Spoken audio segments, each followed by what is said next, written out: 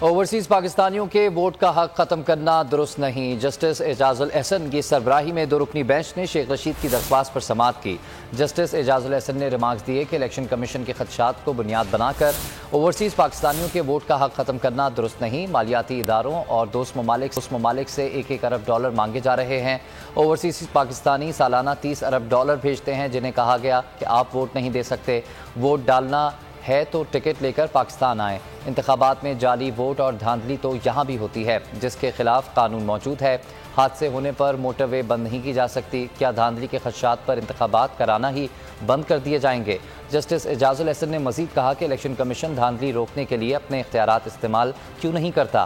Election commission کے خدشات کو دور کیا جانا ضروری ہے، لیکن خدشات دور کرنے کے بجائے اوورسیز پاکستانیوں کے ووٹ کا حق ختم کرنا ہرگز درست نہیں۔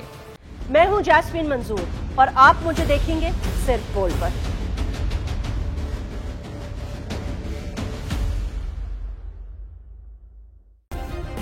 سبسکرائب کریں اور بیل دبائیں تاکہ کوئی خبر رہ نہ جائے۔